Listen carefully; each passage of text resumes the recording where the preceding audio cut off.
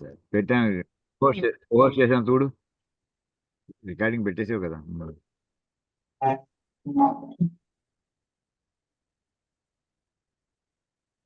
సాధనా స్వామి గురించి పీడిఎఫ్ పెట్టారు.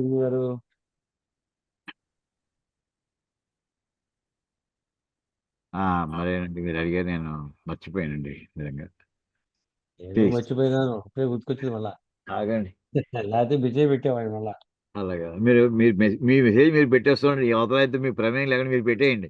డెఫినెట్గా నేను వార్త మెసేజ్ చూసి వెంటనే రియాక్ట్ అవుతాను. ఇవాళ ఇప్పుడు పెట్టేయండి అలాగే. ఓ మెసేజ్. అలాగే. అలాగే. ప్రార్థన అంటే చాలు, జ్ఞాపకం వస్తారు మీరు వెంటనే. గీతా ప్రార్థన అంటే సరిపోతుంది. మెసేజ్ పెట్టేయండి, నాకు క్లాస్ అయ్యాక పంపిస్తాను.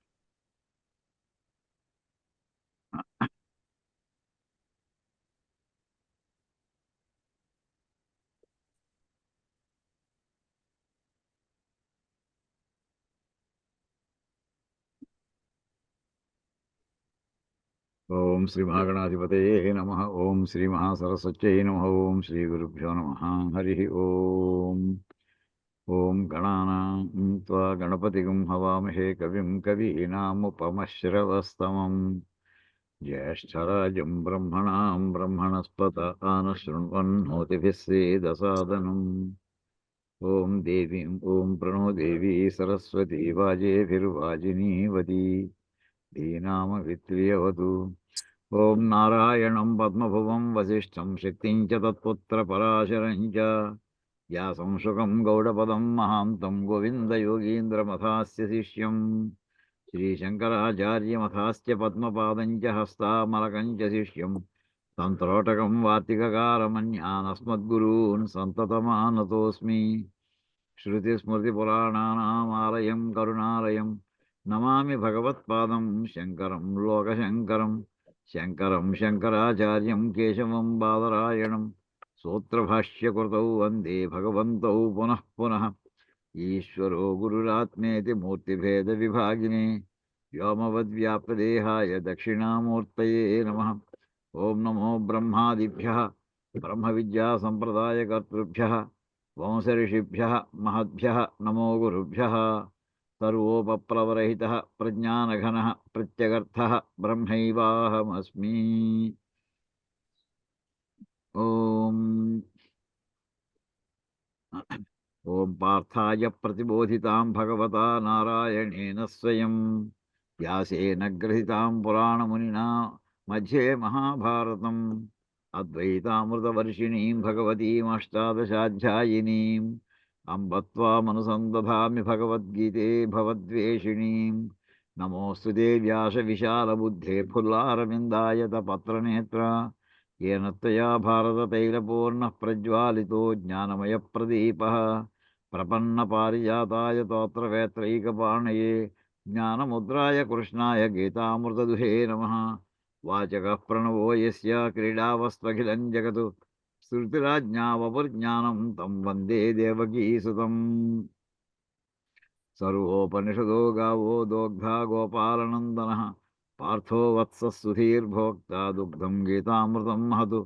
वसुदेवसुतं देवं कंसचाणूरमर्दनं देवकी परमानन्दं कृष्णं वन्दे जगद्गुरुं.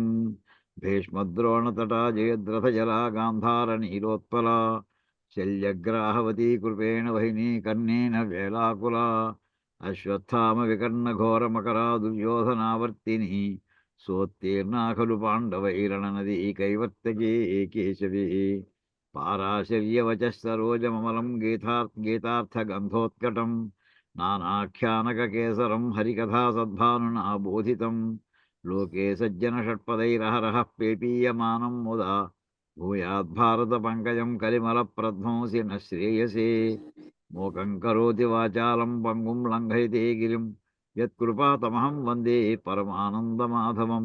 యం బ్రహ్మా వరుణేంద్రరుద్రమరుతస్తన్వంతి దివ్యైస్తవైః వేదైः సాంగపదక్రమోపనిషదైర్గాయంతి యం సామగాః ధ్యానావస్థితతద్గతేన మనసా పశ్యంతి యం యోగినః యస్యాంతం న విదుః సురాసురగణా దేవాయ తస్మై నమః.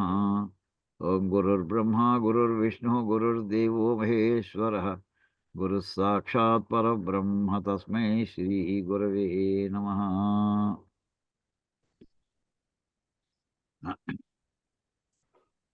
ఇది మనం భగవద్గీతలో సాంఖ్యయోగం అని పేరు చెప్పబడేటువంటి 2వ అధ్యాయంలో 21వ శ్లోకానికి రాసినటువంటి భాష్యాన్ని అధ్యయనం చేస్తున్నామండి. చాలా అంటే పైన ఉన్న మాటలకి ఎంత లోతు వరకు కూడా చేస్తేనే స్పష్టత ఉన్నట్టు మనకి తెలిసొస్తుందో ఆ రకంగా వారి భాష్యం ఇక్కడ దర్శనమిస్తోంది మనకి. కిందటి తరగతిలో మనం ఇంతవరకు చెప్పుకున్నామండి. సర్వక్రియాస్వపి సమానం కర్తృత్వాదేహ విద్యా కృతత్వం అవిక్రియత్వాత్ ఆత్మనః విక్రియావాన్ హి కర్త ఆత్మనః కర్మభూతం అన్యం ప్రయోజయతి కురు ఇది తదేతత్ విశేషేణ విదుషః సర్వక్రియాసు కర్తృత్వం హేతుకర్తృత్వం చ ప్రతిషేధతి భగవాన్. విదుషః కర్మ అధికార అభావ ప్రదర్శనార్థం వేదా వినాశనం కథం స పురుష ఇత్యాదిన. ఆ శ్లోకంలో వాడిన పదాలు వేద అవినాశనం అనే ఒక మాట, 2 పదాలు, కథం స పురుష పార్థ కం ఘాతయేతి హంతికం అని అక్కడ వాక్యాలు ఉన్నాయి. వాటికి ఎంత మనకి ఇక్కడ అవతల వాడిని చంపుట లేదా చంపుటకు ప్రేరేపించుట అని ఒక రకమైనటువంటి ఆలోచన విధానం, అవతలవాడేమో మరణించుట, తాను చచ్చిపోతున్నాను అని భావన రావడం. ఆ 2 పదాలు ఆ హత్యక్రియకి మాత్రమే సంబంధించినవి కాదయా, సమస్త క్రియలకి కూడా ఆత్మ అనేటటువంటి దానికి అది అవిక్రియం కనుక, ఏ రకమైన వికారము మార్పు లేనటువంటిది కనుక దానికి ఏ పనితోటి సంబంధము లేదు.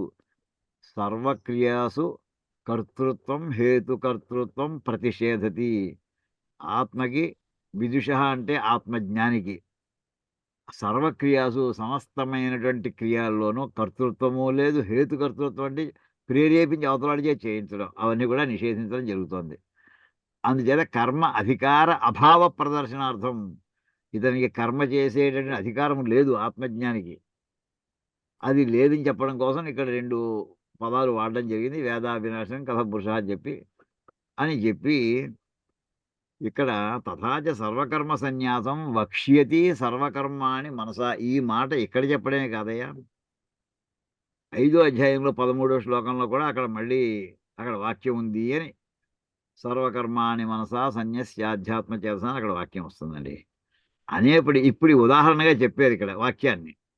ఈ ఉదాహరణ వాక్యాన్ని మళ్ళీ విశ్లేషణకి పట్టుకుంటాడు పూర్వపక్షి.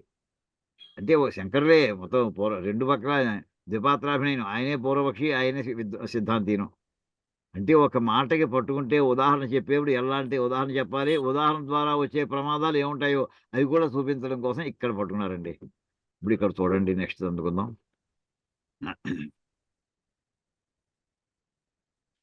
ఇక్కడ సర్వకర్మాణి మనస అనే శ్లోకం రిఫరెన్స్ పెట్టడంతో అక్కడ ఏమిటంటే అన్ని రకాలైన పనులని మనసుతోటి సన్యసించి అని అక్కడ అర్థం వస్తోందండి. అంతే. ఇక్కడి నుంచి భాష్యం ఇవాళ పాఠం అండి. నను మనసా ఇది వచనాత్ నా వాచికానాం కాయికానాంచ సన్యాస ఇది చేత్. ఏమయ్యా, కృష్ణ పరమాత్మ చెప్పిన వాక్యాన్నే కదా నువ్వు భాష్యం చెబుతున్నావు. దానికి అర్థం ఏమొస్తుందంటే,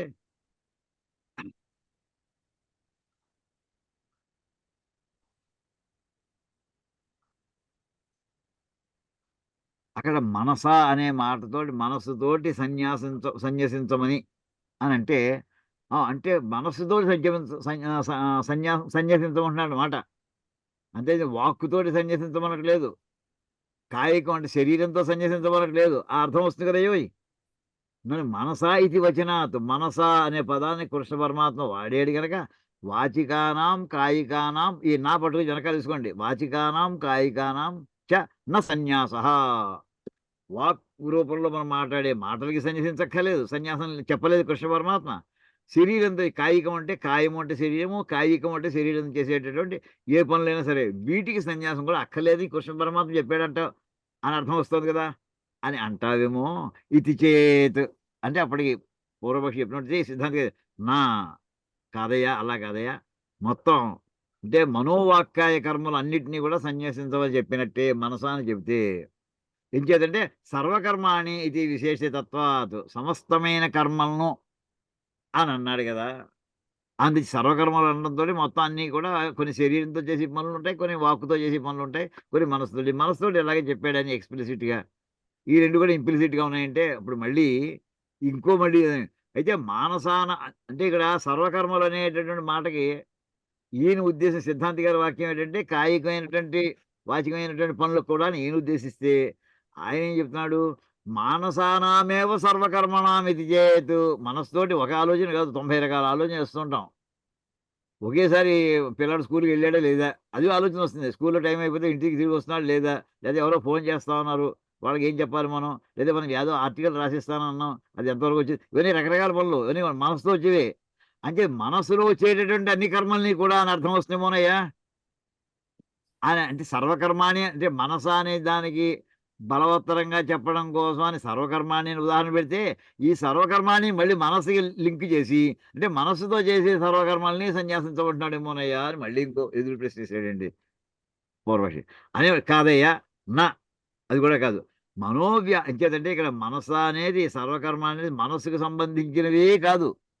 మనోవ్యాపార పూర్వకత్వాత్ వాక్కాయ వ్యాపారాణం మనోవ్యాపార అభావే తదనుపపత్తేః. ఇది శరీరంతోటి గాని, వాక్కుతో గాని, శరీరంతో గాని ఏదైనా ఒక పని వ్యాపారం అంటే పని అని అర్థం అండి. బిజినెస్ అని కాదు ఇక్కడ. మనోవాక్కాయ వ్యాపారం అంటే వాక్కాయ వ్యాపారములు. వాక్ వ్యాపారము, కాయ వ్యాపారము. నోటితోటి ఒక మాట మాట్లాడాలంటే ఆలోచన చేసే మాట్లాడతాం కదా! అర్థరహితంగా మాట్లాడం కదా! అంటే అది మనసు వెనకాల ఆల్రెడీ ఎంత ఫాస్ట్‌గా చేస్తే తర్వాత విషయం అది. అది మనస్సు ద్వారా చెప్పదలసిన విషయం స్ఫురణకు తెచ్చుకొని అది వాగ్ రూపంలో మనం బయటకి వదిలిపెడుతున్నాం. అంచేత మనోవ్యాపార పూర్వకత్వాత్. వాక్ వ్యాపారమునకు ముందర పూర్వం మనోవ్యాపారం ఉన్నది. ఆ మాటకు అర్థం అండి. వాక్కాయ వ్యాపారాణం మనోవ్యాపార ఇది మొదలు పెట్టుకొని తర్వాత అది పెట్టుకోండి. వాక్కాయ వ్యాపారాణం మనోవ్యాపార పూర్వకత్వాత్. అంటే వాక్కుతో చేసేటటువంటి పనులకి ముందర మనస్సుంటుంది. శరీరంతోటి ఓ పనిలో దిగాడు. దొంగ ఎత్తాలి. లేదా ల్యాప్‌టాప్ ఆన్ చేయాలి అనేది ముందర ఆలోచన వచ్చేటప్పుడు ల్యాప్‌టాప్ ఆన్ చేయడం అనేది శరీరంతో చేస్తున్నాడు. అంచేత కాయ వ్యాపారానికి కూడా మనస్సు ముందర మనస్సుతోటి ఆలోచన జరుగుతోంది. అంచేత వాక్కాయ వ్యాపారాణం మనోవ్యాపార పూర్వకత్వాదు. ఇప్పుడు అర్థమేమైందంటే పోనీ మనస్సు అది లేకపోతే ఈ పనులు చేయగలడా? మనో ఇదొక ఆభా పెట్టుకోవాలండి ఇక్కడికి. రెండోదేమిటంటే అంటే వాగ్రూపమైనటువంటి కర్మలు చేయడానికి మనస్సు ముందర మనస్సుతోటి ఆలోచన చేయబట్టి, అదే రకంగా శరీరంతో చేసే పనులకు కూడా మనస్సుతోటి ముందర ఆలోచన చేయబట్టి అని ఒక argument part A. Part B argument ఏంటంటే, మనోవ్యాపార అభావే తదనుపపత్తేః. ఈ మనస్సు గనక తన పని తాను చెయ్యకపోతే అభావే గుర్తెట్టుకోండి. భావే కాదు. సవర్ణ దీర్ఘ సంధి. మనోవ్యాపార అభావే. మనస్సుతో చేసేటటువంటి పనిని చెయ్యకపోతే తదనుపోతే వాగ్వ్యాపారం చేయగలడా? చేయలేడు. ఏం మాట్లాడాలో అనుకోకుండా ఏం మాట్లాడతాడు? ఏ పని చేయాలో శరీరంతో ఏ పని చేయాలో అనుకోకుండా ఏ పని చేయగలుగుతాడు? అది జరగదు గనక ఇవి రెండిటిని ఏమంటారండి మామూలుగా? ఒకటేమో పాజిటివ్‌గా డిక్లేర్ చేయడం. ఇంకోటి నెగెటివ్‌గా కూడా దాన్ని కంప్లీట్ చేయడం. దీని సంస్కృతంలో మన చక్కని మాటుంది. అన్వయ వ్యతిరేకములు అని. పాజిటివ్‌గా రాసుకుంటే రాసుకోండి ఎవరన్నా. అన్వయము, వ్యతిరేకము. అన్వయం అంటే పాజిటివ్‌గా ఎస్టాబ్లిష్ చేయడము. వ్యతిరేకము అంటే నెగెటివ్‌గా చెప్పి మళ్ళీ దాన్ని ఎస్టాబ్లిష్ చేయడం. అంటే అది ఉన్నప్పుడే ఇది జరుగుతోంది. అది లేనప్పుడు ఇది జరగదు. అని 2 రకాలు చెప్పడం అండి. అన్వయము, వ్యతిరేకము. ఇక్కడ మొట్టమొదటేమో అన్వయం. అంటే మనస్సు ఉన్నప్పుడే వాగ్రూపమైనటువంటి వ్యాపారం పని జరుగుతోంది. రూపమైన వ్యాపారం జరుగుతోంది. అది పాజిటివ్‌గా చెప్పడం అండి. అది లేకపోతే మనస్సు లేకపోతే తదభావే. అంటే అది రెండోది జరగదు. మనస్సు గనక అన్వయంలో ఇన్వాల్వ్ అవ్వకపోతే నువ్వు వాగ్రూపమైనటువంటి పని జరగదు. సిరి ఇది నెగెటివ్‌గా కూడా చేసి కంక్లూడ్ చేయడం అండి. సత్యమేవ వదత్ మన సత్యమేవ జయతే అని అంటామండి. మనకి యాక్చువల్లీ వాక్యంలో ఉపనిషత్తులో వాక్యం ఏంటండి? సత్యమేవ జయతే నానృతం అని వాక్యం అండి. మన వాళ్ళు ఏం చేశారు? కట్ చేసి వదిలిపెట్టారు. సత్యమేవ జయతే అన్వయ వాక్యమే ఉంచారు. నేను సత్యమే చెప్తాను అని అన్నాడనుకోండి కోర్టులోను. అబద్ధం చెప్పనని అనలేదు వాడు. నేను సత్యమే చెప్తాను, అబద్ధము చెప్పను 2 మాటలు వాడాలి. నేను సత్యం చెప్తాను, అబద్ధం కూడా చెప్తాను అని అర్థం వస్తుందేమో. దాని విషయంలో స్పష్టత ఉండాలి. అంటే సత్యం ఏవకారం వాడారండి. సత్యమే చెబుతాను కరెక్టే. రెండో పాట అబద్ధం గురించి నీ అభిప్రాయం ఏంటి? అబద్ధం చెప్పను. నా అనృతం. అబద్ధం చెప్పను. మన వాళ్ళు ఏం చేశారంటే ఏదో సింపుల్‌గా ఉండాలని చెప్పి పార్ట్ 1 పెట్టారండి. అన్వయం పెట్టారు. వ్యతిరేకం పెట్టలేదు అసల. కొటేషన్ కాదు. ఉపనిషత్ వాక్యం అది. సత్యమేవ జయతే నానృతం అది. సగభాగం తీసుకున్నారండి. ఇక్కడ అలా అంటావేమో. అంటే తదభావే తదనుభవత్తే. అది లేకపోతే అది నీకు వాగ్వ్యాపారము లేదు, కాయ వ్యాపారం లేదు. అయితే ఇది ఇంకా ఇంకో ప్రశ్న ఏస్తున్నాడండి. అయితే సరే నువ్వు చెప్పిందంతా ఉంది గదయ్యా! నువ్వు చెప్పేదేంటంటే మనస్స అని అనడం వల్ల వాక్‌తో చేసే పనులు, శరీరంతో చేసే పనులు అని అంటున్నావు కదా!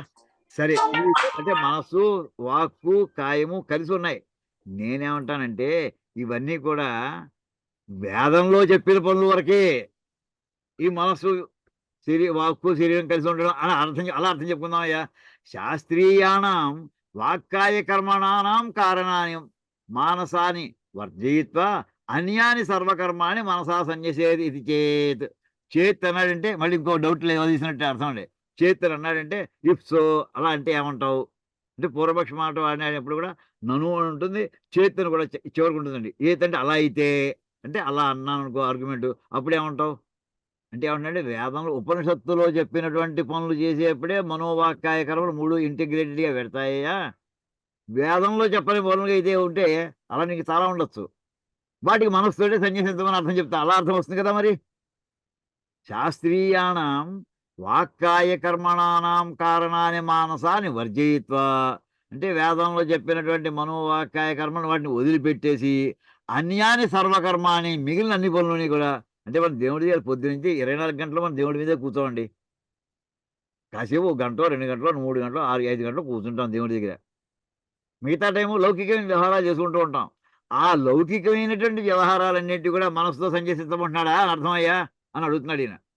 అన్యాని సర్వకర్మాణి మనసా సన్యసేత్. అంటే మిగతా అన్ని మిగిలిన అన్యాని సర్వకర్మాణి మిగిలిన అన్ని పనులని మనసా సన్యసేత్. అవి వాటిని మనసుతో సన్యసించమంటున్నాడు. అంటే వాక్‌తో సన్యసించక్కర్లేదు, శరీరం సన్యసించక్కర్లేదు. ఆ అర్థం కూడా నేను తీసుకురావచ్చు కదా! కాదయ్యా బాబు అని చెప్తూ కాదయ్యా. ఏ పని చేస్తున్నా సరే నైవ కుర్వన్ నా కారయన్ ఇది విశేషణాత్.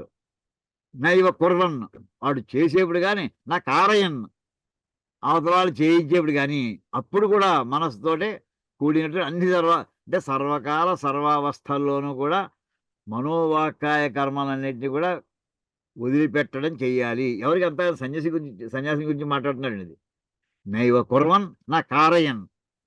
నైవ కుర్వన్ అంటే తాను డైరెక్ట్‌గా ఇన్వాల్వ్ అయిపోయినటువంటి ఆత్మజ్ఞాని. అతను చెయ్యడు, అతను చేయించడు అని అర్థం. ఇది విశేషణాత్. సర్వకర్మ సన్యాసః అయం భగవతా ఉక్తః అనంటే వెంటనే ఇతనంటాడండి, ఏమయ్యా! ఇంత చెప్పింది కూడా నైవ కుర్వన్ ఇంత చెప్పిన ఈ వాక్యంతో అది ప్రాణం పోయేటటువంటి స్థితిలో ఉన్నటువంటి వాడికి చెప్పాడయ్యా ఈ సన్యాసం. బతికున్నప్పుడు కాదు ఇదంతాను. ఇంచేత అసలు ఈ కథంతా ఎక్కడి నుంచి ప్రారంభమైందండి? నేను చంపుతున్నాను, లేదా నేను చంపిస్తున్నాను, లేదా వాడు చచ్చిపోతున్నాడని వాడు అనుకోవడం. ఇదంతా కూడా ఇంక ప్రాణ అపాయ స్థితిలో ఉన్నటువంటి స్థితిలో జరుగుతుంది డిస్కషన్ ఇది. అర్జునుడికి ఉద్బోధించి శ్రీకృష్ణ పరమాత్మ చెప్తుందంటే అతను అన్న మాటకి వీళ్ళందరిని నేను చంపాలా? వీళ్ళంతా నా చేతిలో చావాలా? ఆ పాపం నాకు రావాలా? ఇలాంటి మాటలు మాట్లాడాడు. అందుచేత ఇదన్నీ కూడా ఆ కాంటెక్స్ట్ తీసిపట్టి ఇప్పుడు లింక్ పెట్టాడండి. సో, ఇంత చెప్పిన సర్వకర్మ సన్యాసము కూడా మరిష్యతః ప్రాణం పోయేటటువంటి పరిస్థితిలో ఉన్నప్పుడే. నా జీవతః బతికున్న కాలంలో కాదయ్యోయ్! ఇతి చేత్. చూడండి ఎలా లింకులు పెడుతున్నాడో. మెడకేస్తే కాలికేసి, కాలికేస్తే మెడకేసి అంటారు చూసారా? ఆర్గ్యుమెంట్‌లో ఎన్ని రకాల పూర్వపక్షం ఎన్ని రకాలు అడగచ్చో. అంటే భవిష్యత్ కాలంలో ఎవరైనా అడుగుతాడేమో అని అవన్నీ ఆయనే వేసుకొని చెప్పుకుంటూ వస్తున్నారండి. నా అది కూడా కాదయ్యా! కాదు. ఎందుచేత? దానికి మళ్ళీ కారణం చెప్పాలి. ఉదాహరణ కొటేషన్ చెప్పాలి కృష్ణ పరమాత్మే. నవద్వారే పురే దేహే ఆస్తే ఇది విశేషణ అనుపపత్తేః. అంటే బతికున్నప్పుడు కూడా ఆయన అన్నాలంటే ఉంది కదే వాక్యం. 9 ద్వారములు ఉన్నటువంటి పురంలో ఈ దేహి ఆస్తే ఈ జీవుడు ఉంటాడు కదా! ఆత్మ అనేది ఉంటుంది కదా! అని అన్నాడు గనక ఉంటాడు ఆస్తే ఉంటాడు అని అన్నాడు కదయ్యా! ఉంటామంటే ప్రాణం పోయేప్పుడు కాదు. బతికున్నప్పుడు కూడాను. అందుచేత ఈ ఆత్మజ్ఞాని అయినటువంటి వాడు సర్వకర్మ సన్యాసం అనేటటువంటిది యావజ్జీవితము కూడా వాడికి విధించబడింది. వాడు ఎప్పుడైతే ఆత్మజ్ఞానం పొందాడో అప్పటి నుంచి వాడికి మిగతా కర్మలతో సంబంధం లేదు. ఇంకేదండి వాడు నవద్వారే వాడు దేహంలో ఉంటాడు. నవద్వారే పురే దేహే ఆస్తే అని ఉదాహరణ చెప్పాడండి కొటేషన్. కృష్ణ పరమాత్మ కొటేషన్. ఇది విశేషం. అలాంటప్పుడు నువ్వు చెప్పినట్టు మరి చచ్చిపోయేటటువంటి వాడికి సన్యాసం అన్నాడనుకోండి, ఈ వాక్యం వేస్ట్ అయిపోతుందయ్యా. అనుపపత్తి అంటే ఆ వాక్యం వేస్ట్ అయిపోతుంది కదా! ఉపపత్తి అంటే ఉండుట, వినియోగించబడుట. అనుపపత్తి అంటే వేస్ట్ అయిపోవుట. విశేషణ అనుపపత్తేహే ఆ వాక్యం కాస్త వేస్ట్ అవుతుందయ్యా. అంటే ఇక్కడ చెప్తూ నహి సర్వకర్మ సన్యాసేన మృతస్య తద్దేశే ఆసనం సంభవతి అకుర్వతః అకారయతశ్చ. ఇదంతా కూడా సిద్ధాంతి గారి మాటేనండి. ఈ నా చివరికి పెట్టుకోవాలండి. నా సంభవతి నా ఇక్కడ ఉంది, సంభవతి తర్వాత ఉందండి. ఇప్పుడు మృతస్య అంటే చనిపోతున్నటువంటి వాడికి తద్దేహే ఆసనం. ఆసనం అంటే మామూలుగా మనం కూర్చుని దాన్ని ఆసనం. ఆసనం అంటే ఉండుట అని అర్థం అండి. కూర్చుని ఉండుట. ఆసనం అంటే కూర్చుని ఉండుట. లేదా ఉండుట. వాడు సన్యాసం తీసుకు కూర్చున్నాడే. మన తెలుగులో కూడా మాట్లాడేవాడు చాలా తేలిగ్గా వాడు సన్యాసం తీసుకు కూర్చున్నాడు. ఇప్పుడు తర్వాత ఏముంది వాడికి? వాడికి ఒంట్లో బాగుండదు, ఎవరు చూస్తాడు అని ఇలాంటి మాటలు మనం వాడతామండి. సన్యాసం తీసుకు కూర్చున్నాడు అంటే కూర్చున్నాడని అర్థమా? వాడు పడుకోడా? నడవడా? సన్యాసం తీసుకున్నాక? అంటే తీసుకున్నాడు అని చెప్పడానికి మనం తీసుకొని కూర్చున్నాడు. ఇవన్నీ లూజ్‌గా మనం మాట్లాడే మాటలు వాడే ప్రయోగాలండి ఇవి. అలాగే ఇక్కడ అతను సర్వకర్మ సన్యాసేన మృతస్య ప్రాణం పోతోందండి. ఇంక 5 నిమిషాల్లోనో, 10 నిమిషాల్లోనో. తద్దేహే ఆసనం న సంభవతి. వాడి దేహంలో ఉండడు వాడు. ఇంచేత పోతాడు, ప్రాణం పోతాడు. ఇంచేత అలాంటప్పుడు వాడు అకుర్వత వాడు పని చేయలేడు. అకారయత వాడు పని చేయించలేడు వాడు. అంచేత అక్కడ వాక్యానికి ఇవన్నీ అడ్డం వస్తాయ్యా. అంచేత వాడు శరీరంలో ఉంటాడు అని అర్థం చెప్పాడండి. శరీరంలో ఉన్నంత కాలం కూడా అని అర్థం. జీవతః ఈ వాక్యం వర్తిస్తుంది అని. ఇప్పుడేం చేశాడండి, ఈ ఆస్తి అనే మాటను పట్టుకున్నాడండి మళ్ళీ ఎదురు ప్రశ్న వేయడానికి. ఒక ఉదాహరణలో అసలు సమాధానం దొరుకుతుండగా, ఆ చెప్పిన ఉదాహరణలో ఉన్న ఒక మాటని పట్టుకుని మళ్ళీ ఆర్గ్యుమెంట్ మళ్ళీ బిల్డప్ చేస్తున్నాడండి ఇక్కడ. ఉన్నాడని చెప్తున్నాడు కదండీ! ఆ! దొరికామనుకున్నాడు. చెప్తున్నాడండి కింద. దేహే సన్యస్య ఇతి సంబంధః దేహే సన్యస్య ఇతి సంబంధః న దేహే ఆస్తే అనం కదా! న దేహే ఆస్తే ఇతి చేత్. దేహమునందు సన్యసించి అని ఒక అర్థం తీసుకోవాలి. అంటే దేహే ఆస్తే ఇది నచేత్. దేహంలో ఉన్నాడు, దేహంలో ఉన్నాడు అని కాదనుకుంటే నచేత్. చేత్ అంటే అయితే, నచేత్ అంటే కాకపోతే. దేహంలో ఉన్నాడని కాకపోతే అంటే ఇక్కడ ఆస్తి అనే మాట ఏంటంటే దేహే సన్యస్య అంటే సన్యాసం ఎక్కడ? దేహంలో ఉండగానా? దేహం వదిలేసాక వదిలేయబోతుంటేనా? దేహంలో ఉండగానే. ఆ ఆస్తి అనే మాట ఏమిటంటే ఇక్కడ ఎంత ఎవ్వడికి ప్రపంచంలో దోచదండి. ఆ మాట ఇప్పుడు అర్థమైన భాష్యం వ్యుత్పత్తి చెప్పబోతున్నారండి. సర్వత్రిక చెప్పారు. ఉన్ ఉండుట అని అన్నామనుకోండి. ఏదైనా వస్తువుని పాలు గిన్నెలో పోయించాం. పాలు ఎక్కడున్నాయి? గిన్నెలో ఉన్నాయి. అంటే ఓ ఆధారం ఉంటే, ఓ కంటైనర్ ఉంటే కంటెంట్‌ని పెడతాం మనం. ఒక కంటైనర్ కావాలి. పెన్నులో ఇంక్ ఉంది. ఆ ఇంక్ పెన్ గొట్టం అంతా కలిపి లోపలిది కంటైనర్. లోపల ఇంకు లోపల దాని ఉంటోది. అది జెల్ కావచ్చు, ఇంకోటి కావచ్చు, ఏదైనా కావచ్చు. ఏమండి? అలా ఒక కంటైనర్ ఆధారం అంటారు దాన్ని. ఇప్పుడు భూమి మీద మనం ఏదో ఓ వస్తువు పెట్టాము. పుస్తకం టేబుల్ మీద పెట్టాము. సో, పుస్తకానికి ఆధారం ఉండాలి కదా! టేబుల్ అనేది. మనిషి లెక్చరర్ వచ్చి కుర్చీలో కూర్చున్నాడు. కుర్చీ అనేది ఆధారం. అంటే ఉండుట అనే మాటకి ఒక ఆధారం అనేది పదం వస్తుందయ్యా. అందుచేత ఇప్పుడేమంటున్నారంటే ఈయన పూర్వపక్ష ప్రశ్నండి. ఏమయ్యా! ఇప్పుడు నువ్వు చెప్పిన ఉదాహరణ అందులో ఆస్తి అనే పదం వాడావు. సన్యాసి ఉంటాడు అన్నావు. ఉంటాడు అనే మాటకి అర్థం ఏమిటయ్యా? ఇంకొకసారి ఆలోచిద్దాం. ఉంటాడు అనే మాటకి అర్థం ఏంటి? అంటే ఇప్పుడు వాడు సన్యాసం తీసుకోవాలి. దేనికి సన్యాసం తీసుకున్నాడు? దేహే సన్యస్య అని సంబంధమా? కాదా? దేహాన్ని వాడు సన్యసించాడు అనన్నావు. అంటే వాడు దేహే న ఆస్తే దేహంలో ఉండడు అని అర్థం అంతేనా నువ్వు చెప్పేది? జాగ్రత్తగా వినండి. మళ్ళీ ఇంకోసారి రిపీట్ చేస్తున్నానండి. వాడు దేహంలో సన్యసించాడు సన్యాసి అయినవాడు. అంటే దేహంలో ఉండడు అనే మాట కదా నువ్వు చెప్పేది? కాదయ్యా! దేహంలో ఉండకపోతే ఇంకా వాడు ఎక్కడ ఉంటాడు సన్యాసం తీసుకుంటాడయ్యా? ఇక్కడ ఇక్కడ జాగ్రత్తగా వినండి. సర్వత్ర ఆత్మనః అవిక్రియత్వ అవధారణాత్. ఇక్కడ వీడు ఎవడు సన్యాసి ఆత్మజ్ఞాని అయినటువంటి వాడు ఆత్మస్వరూపుడు వాడు. ఈ ఆత్మ ఎటువంటిది? సర్వత్రా అంతటా వ్యాపించి ఉండేటటువంటిది. అది ఇంకా ఎటువంటిది? అది అవిక్రియము. దాని ఏ రకమైన మార్పు ఉండదు. ఆ ఏ రకమైన మార్పు లేకపోవటే దాని లక్షణం. దానికి ఆసన క్రియ అయ్యే ఉండుట అనేది ఎవరని చెప్పారు? ఇది ఇప్పుడు ఆత్మ గురించి ఒక వాక్యం చెప్పేసారండి. ఆత్మ యొక్క లక్షణం ఏంటంటే దానికి అవిక్రియత్వం. ఏ రకమైన మార్పు లేకపోవట. ఉండుట అనే మాటకి ఉండుట అంటే ఆసనం. ఆసనం అంటే కూర్చుండుట. ఆసన క్రియాయాశ్చ అధికరణ అపేక్షత్వాత్. ఒక వస్తువుని ఇంకో చోట దానికి ఆసనం ఉంచాము. ఇందాక చెప్పినట్టు పుస్తకాన్ని టేబుల్ మీద పెట్టాము. ఒక మనిషి కుర్చీలో కూర్చున్నాడు లెక్చరరు. ఇవన్నీ కూడా ఆసన క్రియకి అధికరణము. ఒక వస్తువు, ఒక కంటైనరు, ఒక బేస్ అది అపేక్ష కావాలి. అది లేకపోతే ఆ వస్తువు ఉండదు. తదనపేక్షత్వాచ్చ ఇక్కడ సన్యాసస్య సన్యాసికి అది లేదయ్యా. అంటే ఆత్మకి ఏదో ఒక వస్తువు ఉండాలి. ఆ వస్తువు ఉంటేనే దాని మీద నిలబడుతుంది. అలాంటిది ఆత్మకి లేదయ్యా అని చెప్పండి. ఇప్పుడు ఈ తర్వాత ఈ వాక్యాన్ని రాసుకుని కంఠస్థం చేయండి బాబు అందరూ కూడా. ఇప్పుడు చెప్పబోయేది. సంపూర్వః తు సన్యాసం అనే మాటకి అర్థం చెప్తున్నారండి ఆయన. సన్యాసం అనే మాట ఏం సన్యాసం అర్థం ఏంటి అందరికీ తెలిసిందే అనుకుంటాం. లేదండి మనకు తెలియలేదు. ఆ విడతీయండి. న్యాస విడిగా చదవండి. సంన్యాసః 2 పదాలు ఉన్నాయండి అందులో. అనేది ఒకటి, న్యాసః అనే ఒక పదం ఉందండి. ఈ న్యాసః అనే పదానికి ముందర ఉన్న పదం ఏం చెప్పుకున్నామండి? అని చెప్పుకున్నాం. న్యాసః అనే పదానికి ముందర ఉన్న అక్షరం జాగ్రత్తగా వినండి. చాలా చిన్నది. సంపూర్వస్తు న్యాస శబ్దః త్యాగార్థః న నిక్షేపార్థః అంతేనండి రాసుకుని కంఠస్థం చేసేది. జీవితంలో ఎక్కడైనా ఉపయోగిస్తున్నాడు మీకు. అనేది మధ్యలో సన్యాసం రాసుకొని సన్యాసంలో నా కింద నా ఒత్తి పెట్టి నాకి దీర్ఘం పెట్టకండి. రాసుకోండి.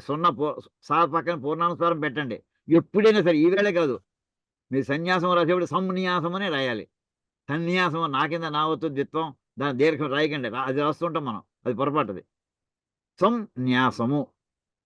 అని రాసి నిలువుగా గీత పెట్టి పక్కనే అంటే ఎడమ పక్కన ఉంటుంది. కుడివైపున న్యాసం ఉంటుందండి గీతకి. న్యాసం అంటే ఏంటండి? ఈ వస్తువుని న్యాసంగా పెట్టారంటుంటారండి.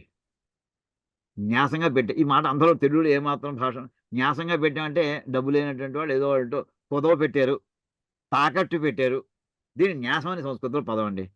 నిజంగా న్యాసం అంటే ఏంటంటే ఉంచడం. నువ్వు ఇచ్చిన క్యాష్ మళ్ళీ నేను నీకు బాకీ తీర్చేదాకా ఈ వస్తువు నీ దగ్గర అట్టే పెట్టవయ్యా. అంచేత న్యాసము అనే మాటకి అర్థం ఏంటంటే నిక్షేపము. నిక్షేపం అంటే ఉంచుట అని అర్థం అండి.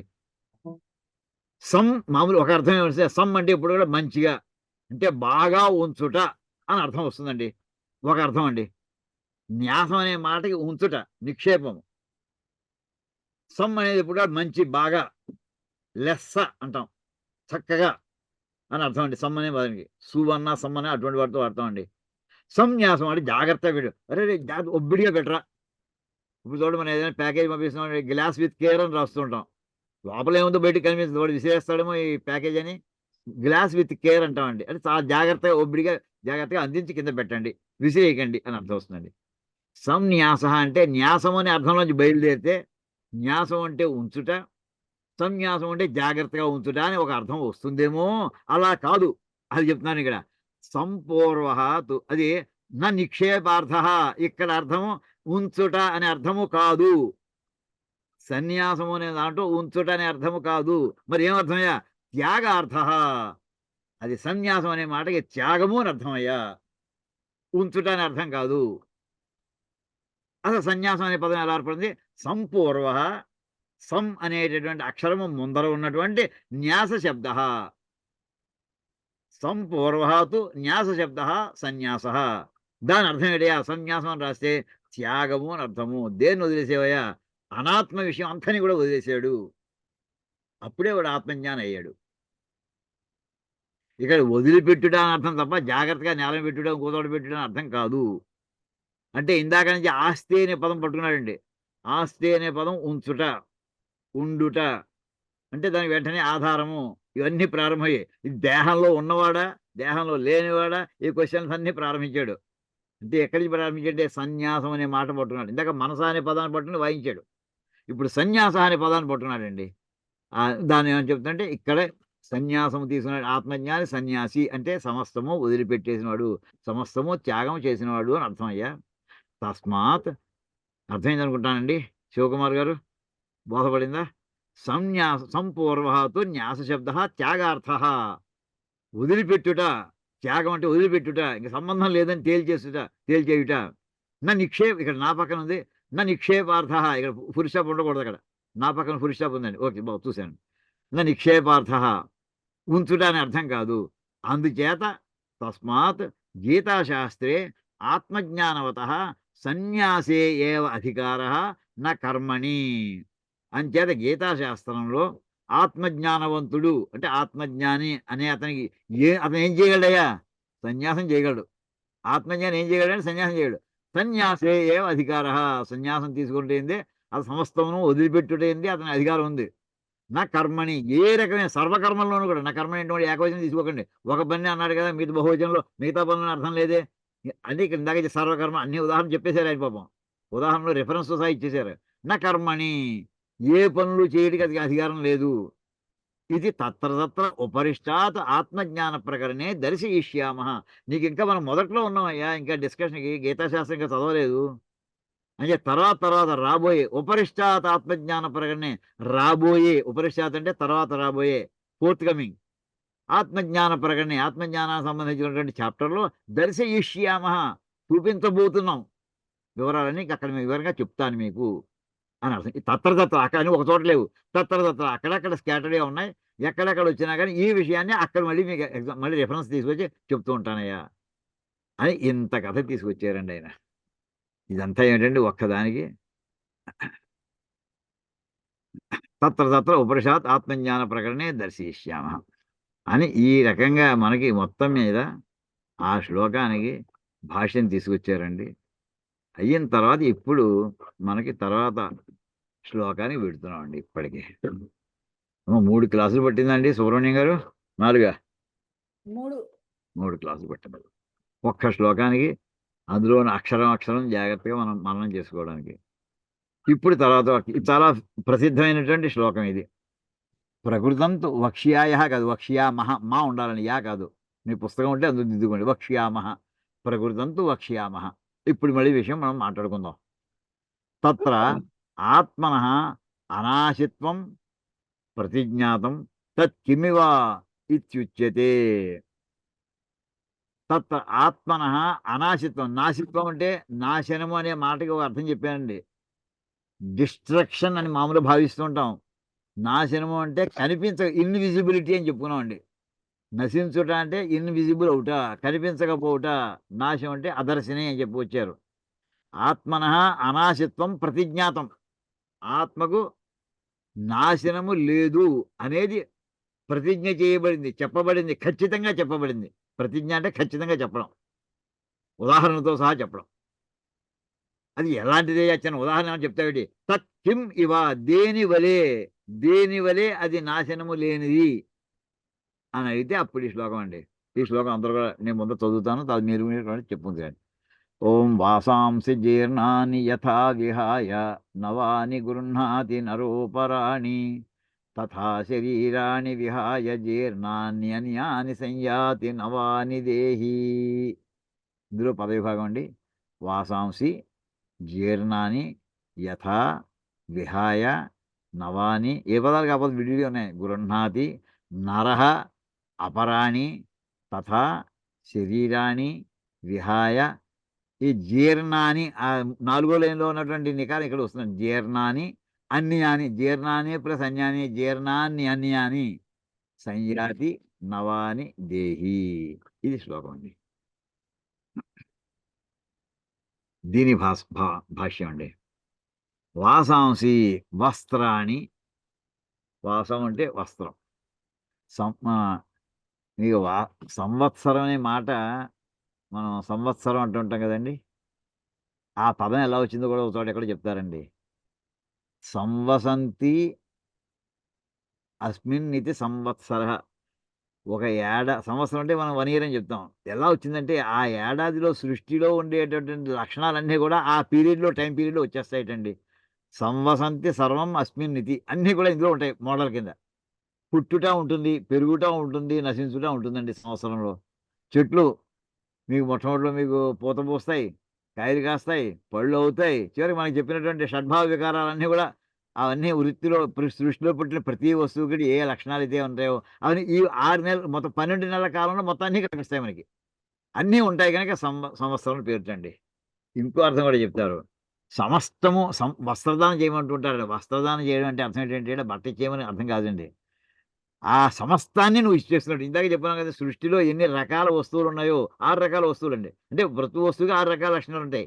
సమస్త వస్తువులని కూడా దానం చేసేదాన్ని వస్త్రదానం అంటారండి. అంచేది ఎందుకంటే వస్త్రం అనే పదం వచ్చింది కదా! వెంటనే ఆ 2 కూడా చెప్పాను. వాసాంసి వస్త్రాని జీర్ణాని దుర్బలతాం గతాని యథా లోకే విహాయ పరిత్యజ్య నవాని అభినవాని గృహ్ణాతి ఉపాదత్తే నరః పురుషః అపరాణి అన్యాని ఇవన్నీ కామాలే పురుష లేదండి. తథా తద్వదేవ శరీరాన్ని విహాయ జీర్ణాని అన్యాని సంయాతి సంగచ్చతి నవాని దేహీ ఆత్మ పురుషవత్ అవిక్రియ ఏవ ఇత్యర్థః. ఇక్కడ ఫుల్ స్టాప్ అండి. ఇంతవరకు కామాలే.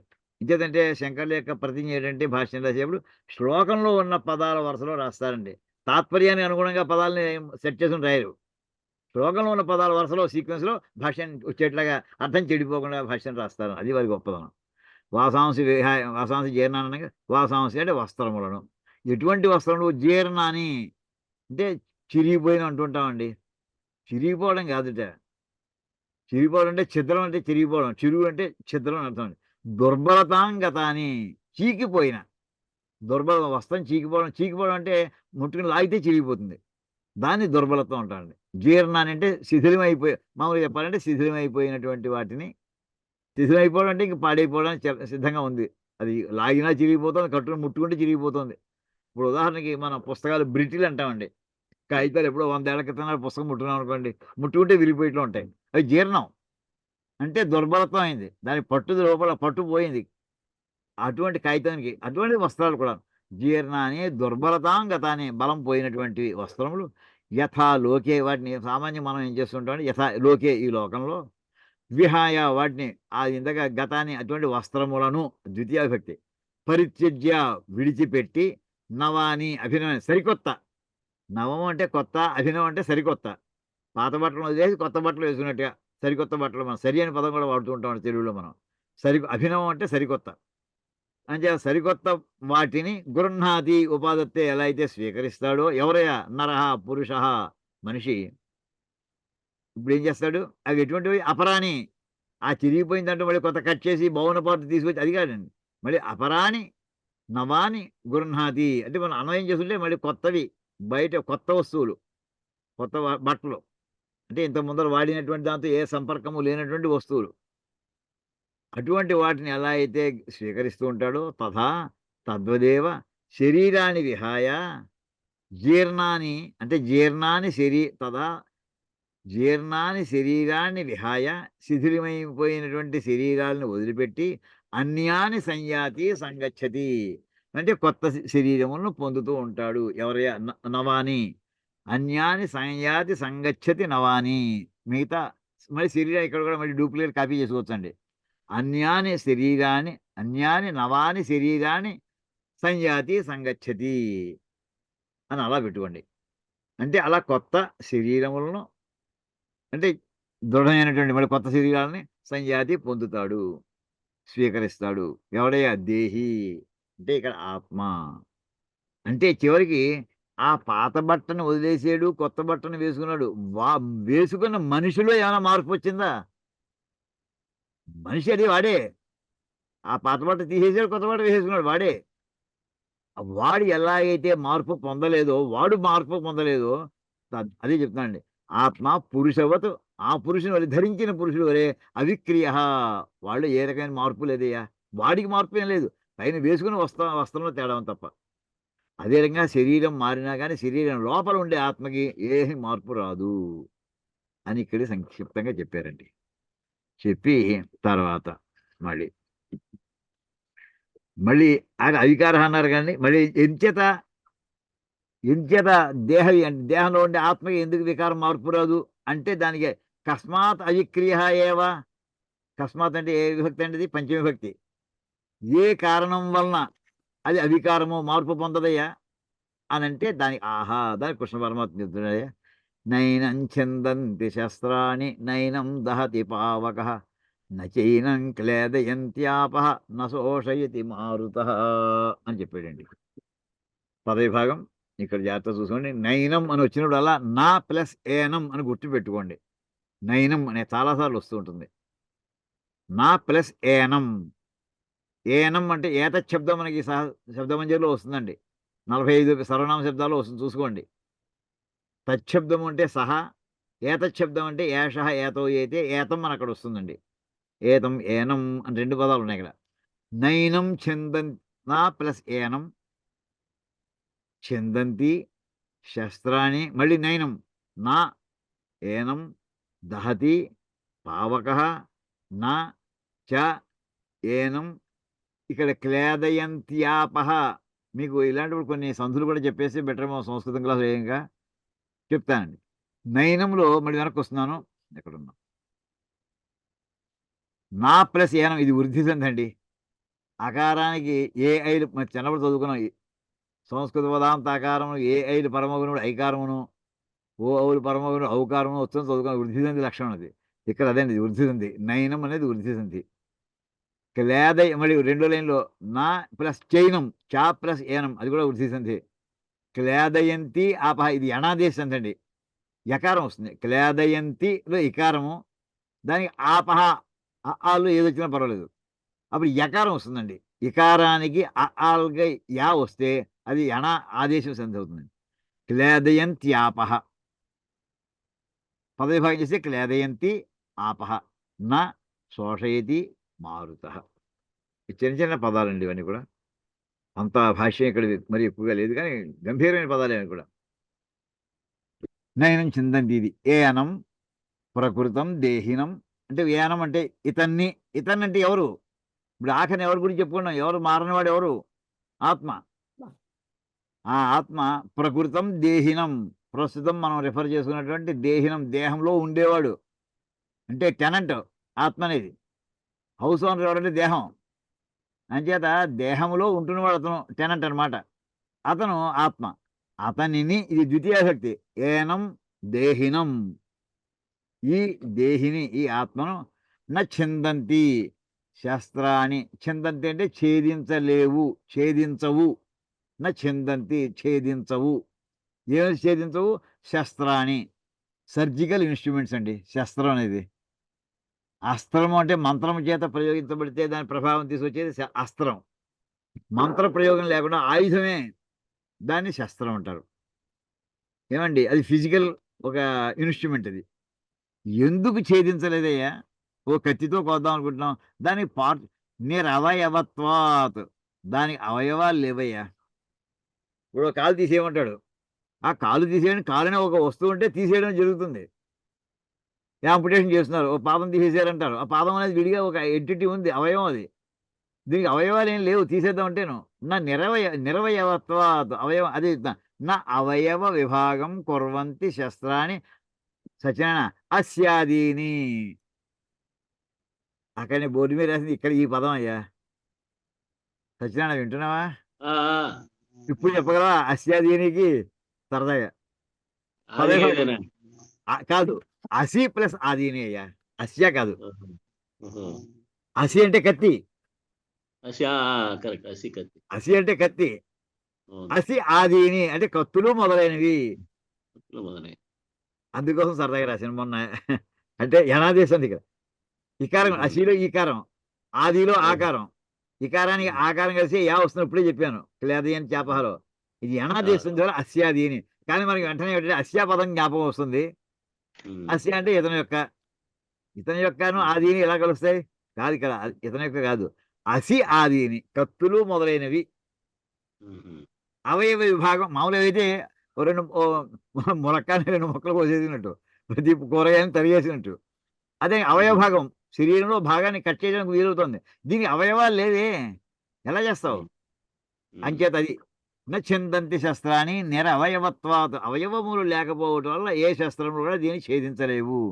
అంటే నా అవయవ విభాగం కుర్వంతి శస్త్రాన్ని అస్యాదీని అంటే అసి అంటే ఇప్పుడు చెప్పాను కదా, కత్తులు మొదలైనవి.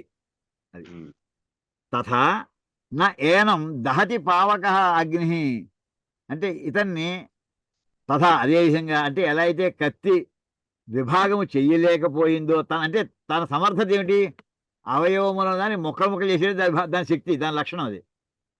అగ్ని యొక్క లక్షణం ఏంటి, దగ్ధం చేసేయడం. ఆ విధంగా పోనీ అది ఎలా అయితే అక్కడ ఫెయిల్ అయిందో, కత్తులు ఎలా అయితే ఫెయిల్ అయ్యాయో, అదే రకంగా ఏనం ఈ ఆత్మని పావక అగ్ని న దహతి, వాక్యం వెనక ముందర అడ్జస్ట్ చేసుకోండి, నా ముందర ఉంది. అంటే పావకుడైనటువంటి అగ్నిహోత్రం ఇతను దహించలేడు, అంటే కింద అవి నా భస్మీకరోతి, బూడిది కింద చేయలేడు. అంటే దగ్ధం చేయడం అంటే దగ్ధం చేసినది మిగిలేదేటి, చివరి మిగిలేది బూడిదే.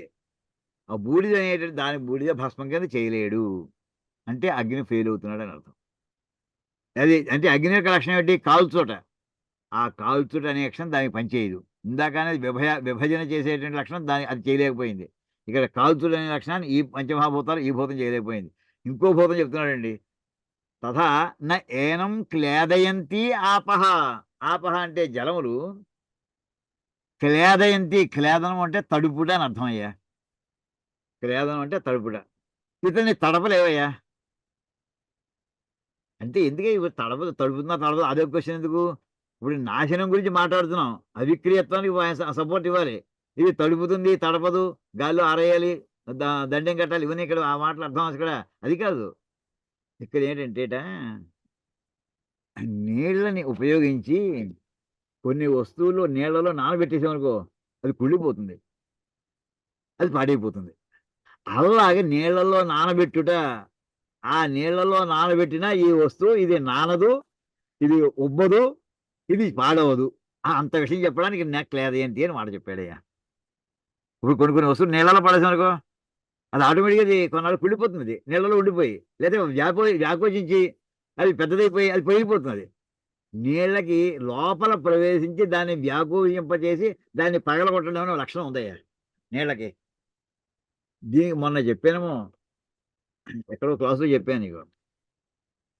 ఇప్పుడు పెద్ద బండలు ఉన్నాయనుకో, 30 feet by 40 feet into 60 feet high ఉన్న పెద్ద స్టోను, పెద్ద గ్రానైట్ స్టోన్ ఉందనుకో, 30 అడుగులు వెడల్పు కొండ. చెప్పారు, అందులో రంధ్రాలు కొట్టి నీళ్లు పోసి. చెప్పాను, జ్ఞాపకం ఉందా? ఏ క్లాస్ లో చెప్పాను? చెప్పారు. అది అటువంటి బండరాయిని, పెద్ద బండరాయి, చిన్నది కాదు, కంకరాయి చిన్న సైజులో కాదు, పెద్ద బండాలని పగలగొట్టాలంటే ఈవేళ మనకి ఇవి పెడతారు, అందులో డైనమైట్స్ పెట్టి పేలుస్తారు. ఆ పూర్వం డైనమైట్స్ లేనప్పుడు ఏం చేసేవారు, చిన్న హోల్ పెట్టేవారు, ఆ లోపల వెదురుకర పోనిచ్చేవారు, ఆ ఏటవలుగా ఆ వెదురుకరలో నీళ్లు పోసేసేవారు. పోసేసి అంటే అంటే మధ్యలో కణుపులు ఉంటాయి, కణుపులు తీసేసి పెద్ద గొట్టం లోపల పోనిచ్చేసి, పెద్ద దానికి శ్రమపడక్కర్లేదు, చేసేది యువతల పక్క అంచు మూసేస్తారు, బండతో సహా కోసేసినట్టు కోసేసి అక్కడ మూత మూసేసినట్టు అలికేస్తారు, అదే మట్టి ఏదో పెట్టి మూసేసేవారు. అది ఏమవుతుందంటే ఆ నీళ్లు ఆ వెదురు బొంగులో ఉండడం వల్ల, వెదురు బొంగు దానమాట, అది వేణు అంటాం, ఉండి అది ఏం చేస్తున్నారు, దాన్ని మెల్లగా వ్యాకోచింపజేస్తుంది. ఇప్పుడు అక్కడ నీటి వల్ల అవి వ్యాకోచించి ఇది పెద్దదవడమా, లేకపోతే బండ యొక్క బరువు వల్ల వేణు విరిగిపోవడమా? అక్కడ నీరు ఏం చేస్తుందంటే దీనివల్ల బండని పగలగొడుతుందయ్యా. బండని పగలగొట్టే ఇది సాధనట. మనకి తంజావూరులో ఉండేటటువంటి పెద్దది 200 టన్నుల పైన ఉన్న బండ, ఆ రకంగా దాన్ని కొండ నుంచి విడతీసి ఏనుగుల మీద ఎక్కించి పైకి తీసుకొచ్చి అంత పైన లెవెల్ చేసి పెర్ఫెక్ట్గా 8 శతాబ్దాలు 9 శతాబ్దాలు ఆ మిల్లీమీటర్ కదలకుండా దాన్ని ఫిక్స్ చేయగలిగారు వాళ్ళు. అక్కడ ఆ బండని పగలగొట్టడంలో వాడింది ఏమిటంటే నీళ్లలో నానబెట్టినటువంటి వెదురు కర్ర, అది ఇక్కడ ఉద్దేశం. అలాగా ఏనం క్లేదయంతి ఆపహ, నీళ్లలో నానదయ్యా ఇది, నీళ్లు దీన్ని నాంచలేవు.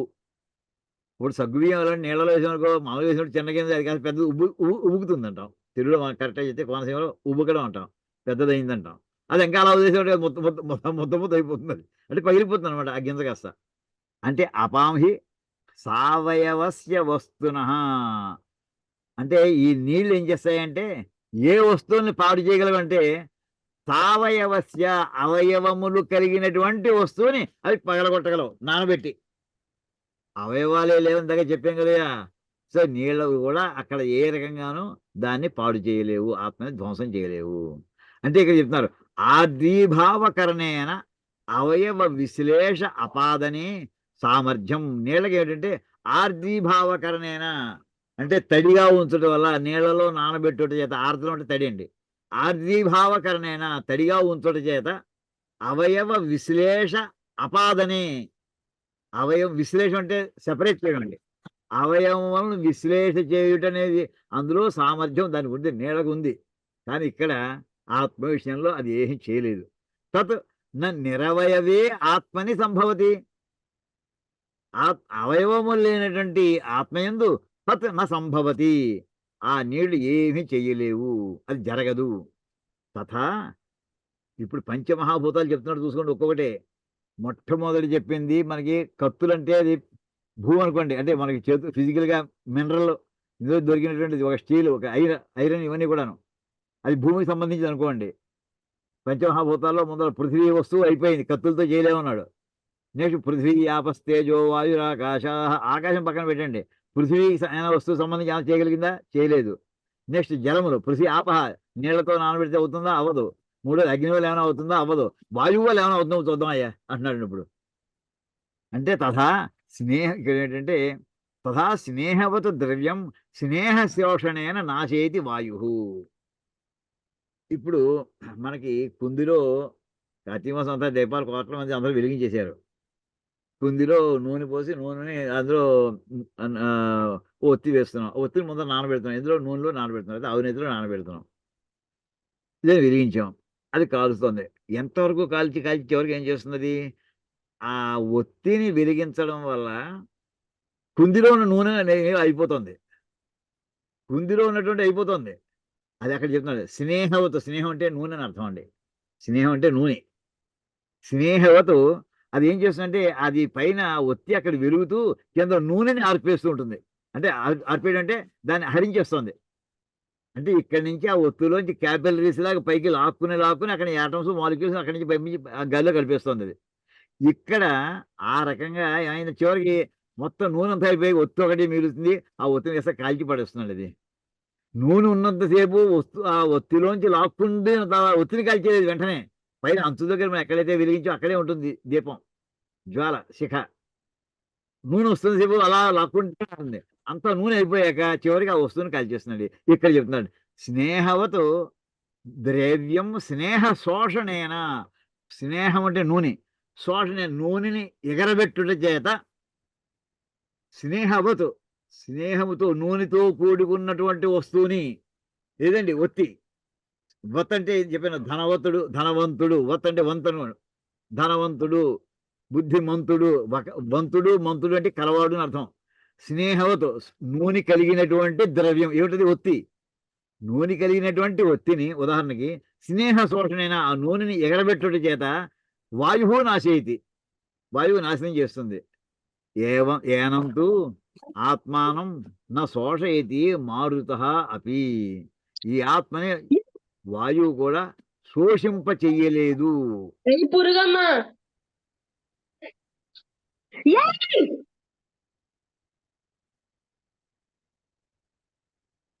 మ్యూట్ చేసుకోండి అమ్మా, ఈ సౌండ్ రాకుండా. తథా స్నేహవత్ అర్థమైంది అనుకుంటానండి. స్నేహవత్ అంటే నూనె కలిగి ఉన్నటువంటి వస్తువు అంటే ఒత్తి. ఉదాహరణ చెప్పానండి. స్నేహవత్ ద్రవ్యం స్నేహ శోషణేన నాశయతి వాయు.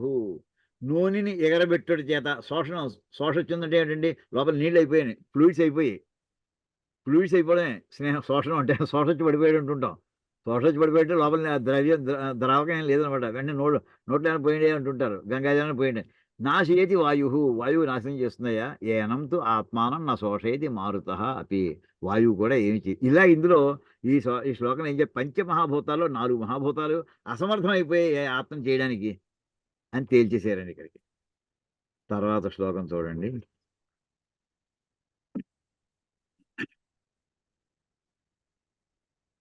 ఇప్పుడు చెప్పినటువంటి మళ్ళీ రిపీట్ చేస్తున్నాడండి కృష్ణ పరమాత్మ. మొట్టమొదటి ఏమది? నయనం చిందంతి. అక్కడ చిందంతి అనే పదం అది క్రియాపదంగా వాడాడండి. ఇక్కడ యతః ఏవం తస్మాత్ ఎందువల్లంటే అచ్ఛేద్యోయమదాహ్యోయమక్లేద్యోసోష్య ఏవ చ నిత్య సర్వగతస్థాను రచలోయం సనాతన. పదవిభాగం అండి. అచ్ఛేద్య, అయం అదాహ్య, అయం అక్లేద్య, అశోష్య ఏవ చ నిత్య సర్వగత స్థాణు అచల అయం సనాతన.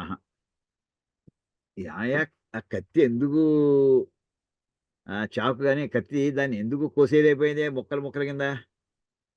అది ఇక్కడ చెప్తానండి. అచ్ఛేద్యహాయం భాష్యం చదువుతామండి. ఇది దానికి ఆ లక్షణం లేదయ్యా అంటే అది కత్తితో కోసేనండి, గొడ్డలతో కోసేనండి, ఏం చేసినా అది తెగదు, అది ముక్కలు అవ్వదు. నిరవయవత్వం చెప్పేశారు. ఇంత కారణం అవయవాలు లేవు కనుక, భాగాలు లేవు కనుక. అచ్ఛేద్య అంటే అక్కడ అదే వరసండి మళ్ళీ. అచ్ఛేద్య ఛేదించడు వీలుగాంది.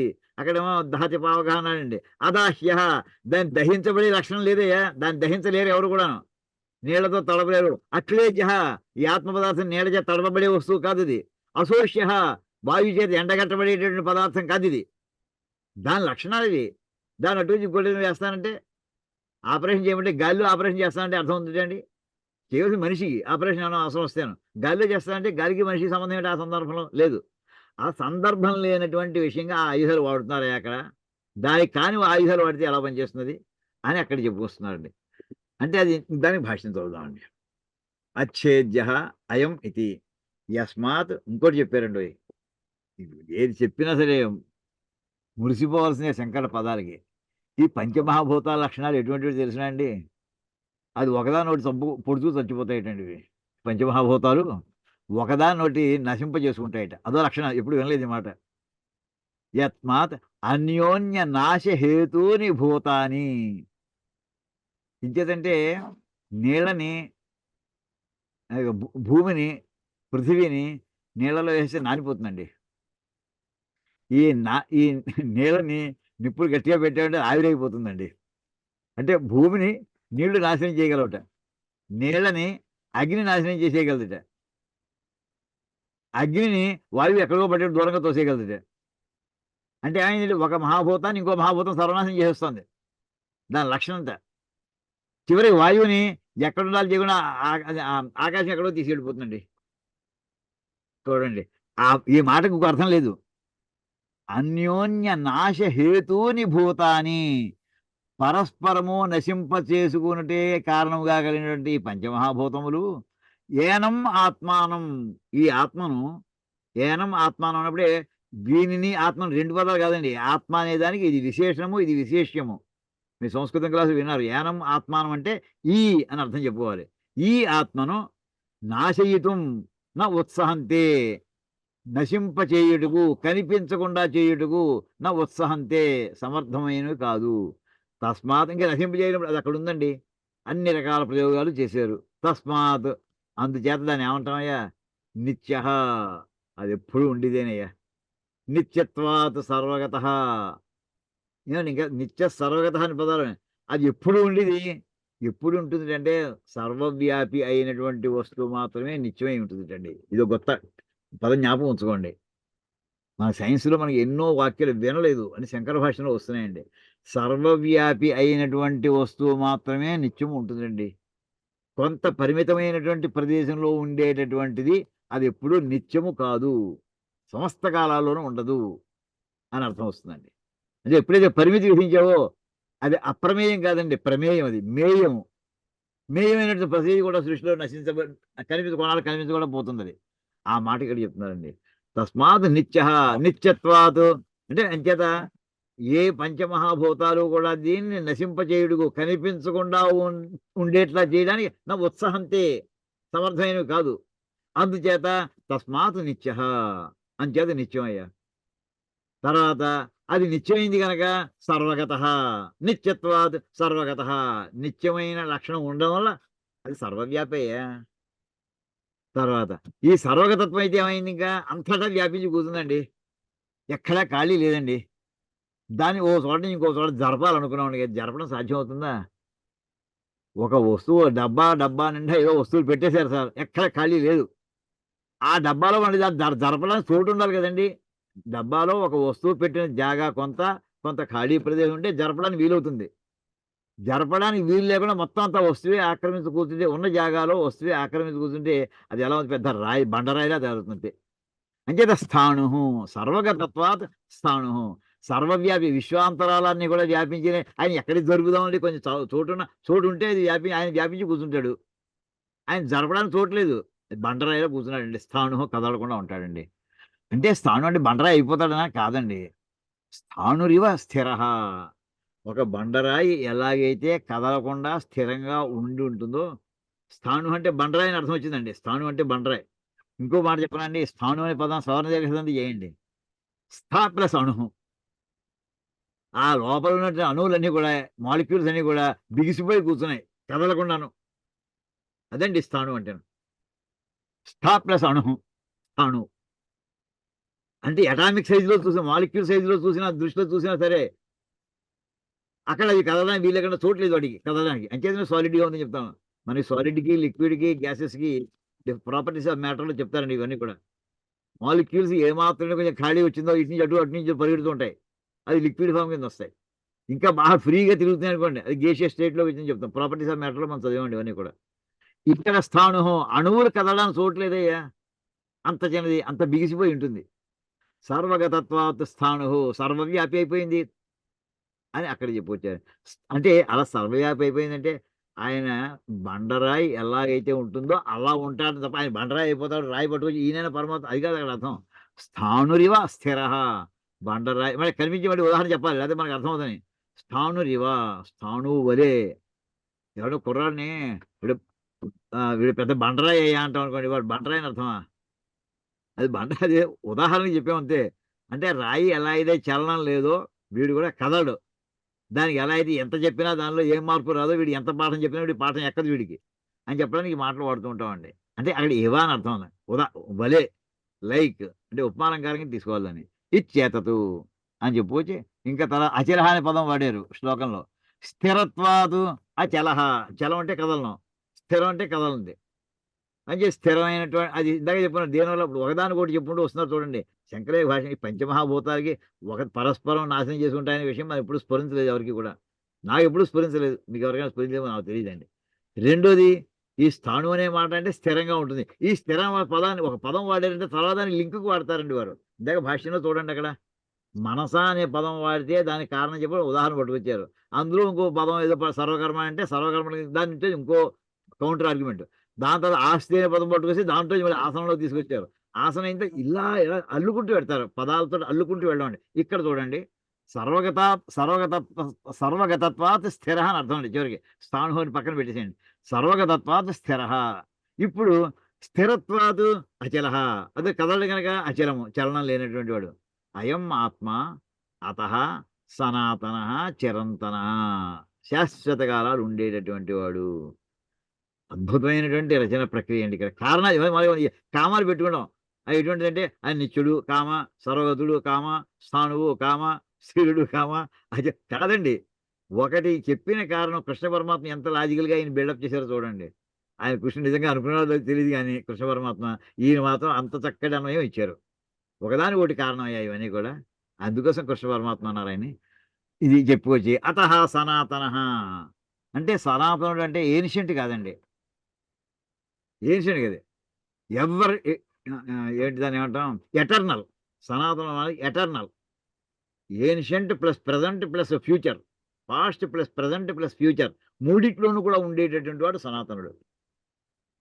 చిరంతన, శాశ్వత కాలాలు ఉండేటటువంటి వాడు. ఇంకా నా కారణాత్ కుతశ్చిత్ నిష్పన్న, ఇతను ఎక్కడి నుంచి అభినవ ఇత్యర్థ.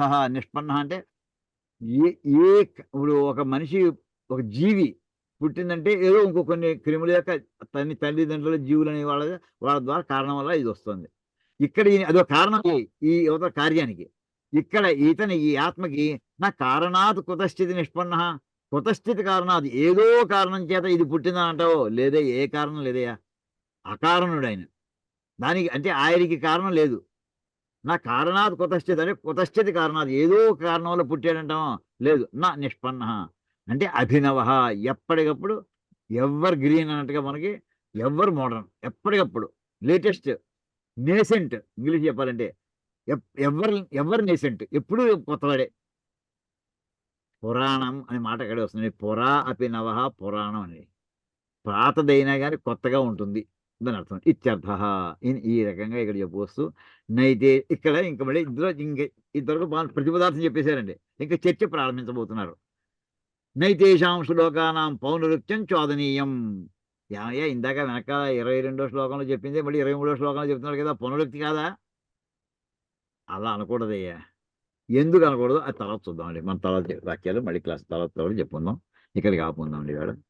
ఓం కాయేన వాచ మనసేంద్రియైర్వా బుద్ధ్యాత్మనా వా ప్రకృతి స్వభావాత్ కరోమి యజ్జత్ సకలం పరస్మై నారాయణాయేతి సమర్పయామి. హరి ఓం తత్సద్. బ్రహ్మార్పణమస్తు. శ్రీ సీతారామార్పణమస్తు. ఓం నమస్కారం. నమస్కారం అండి. నమస్కారం. అది చిన్న ప్రశ్న అండి. ఇప్పుడు అడుగు. ఆకాశం కూడా సర్వవ్యాపి కదండి. మరి ఆ ఆకాశం కూడా తస్మాద్వా ఏతస్మాద్ ఆత్మన ఆకాశ సంభూత. ఈ ప్రశ్న అడుగుతారేమో రెడీగా ఉన్నానమ్మా. ఆకాశము కూడా ఆయన సంకల్పం చేత పుట్టింది. ఓకే ఓకే ఆత్మ ఆకాశానికి ఆత్మ కారణం. ఈ ఉపనిషత్తులో ఓకే మీకు ఆనందవల్లి వస్తుంది చూసుకోండి. ఈ వాక్యం చాలా ఓకే 5 వాక్యాలు. ఎందుకంటే తస్మాత్ మీరు ఇందాక చెప్పిన శ్లోకంలో అంతే 4 4 పంచభూతాలు చెప్పొచ్చాం. మాత్రమే 4 కావు. చెప్పాం. 5వ చెప్పలేదు, ఆపాను. ఐదో అక్కడ చెప్పలేదు. మనకి 4 అక్కడ 4 ఎగ్జాంపుల్స్ ఇచ్చారు. అక్కడ 5వ దానికి ఉదాహరణ ఇవ్వలేదు. అవును అంటే ఆకాశం కూడా అవునండి. చెప్పారు. కానీ ఆకాశం శాశ్వతం కాదు. ఆకాశం కూడా ఆయనలో కలిసిపోతుంది. ఓకే ఓకే ఏది దేంట్లోంచి వచ్చిందో రివర్స్ లో అది దాని కారణంలో కలిసిపోతుంది. దీనికి కార్యము దేనికి సింపుల్ అయిపోయిందంటే థియరిటికల్ కార్యము కారణంలో కలిసిపోతుంది. Reverse process. రెట్రోగ్రెసివ్ మెటామార్ఫిసిస్ అండి. అంతే. Retrogressive evaluation. అది అదండి.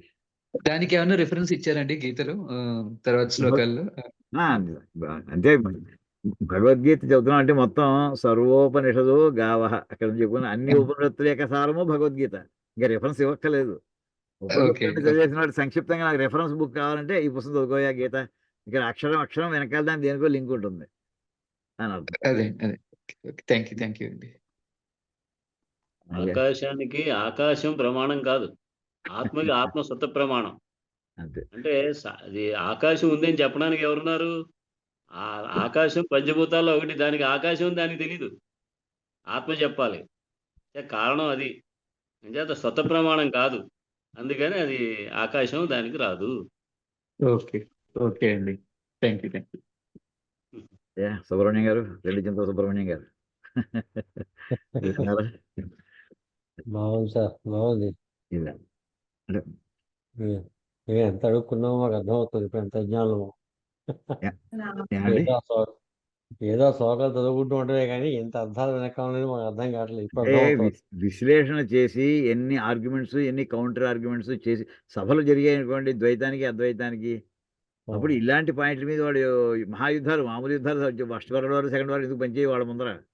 అక్షరం అక్షరం మీద మొత్తం హోల్ వేదిక లిటరేచర్ అంతా కళ్ళకు కనిపిస్తూ స్ఫురణకి రావాలి. అప్పుడే ఆర్గ్యూ చేయగలుగుతారు, విషయాన్ని స్పష్టంగా చెప్పగలుగుతారు. వాళ్ళు ఆచార్యులు అవుతారు, సరైన ఆచార్యులు అవుతారు. సబ్జెక్ట్ మీద పట్టు ఉండాలి.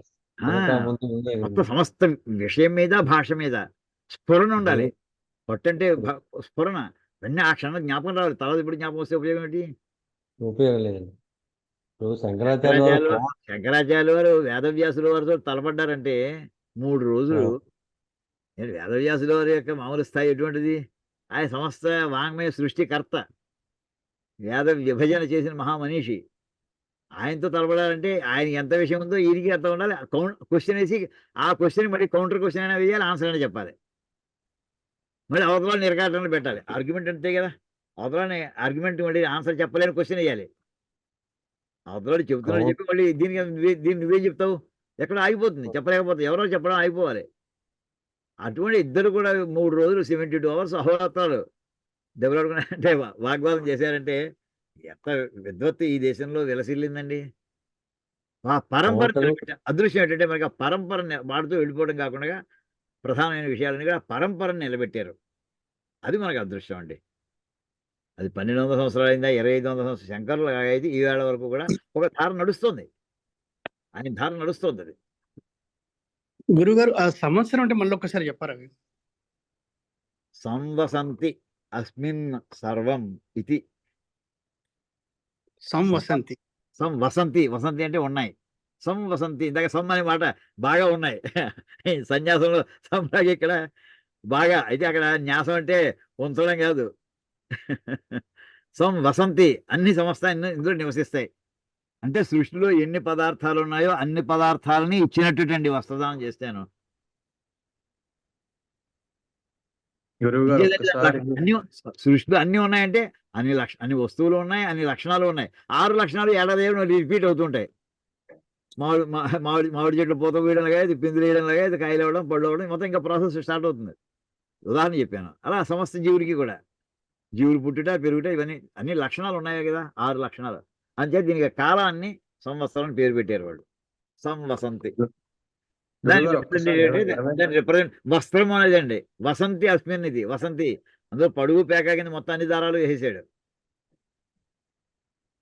ఒక్కసారి 24వ శ్లోకం మొదటి లైన్ ఒక్కసారి చెప్తారండి? ఏంటది? 24వ గీతం.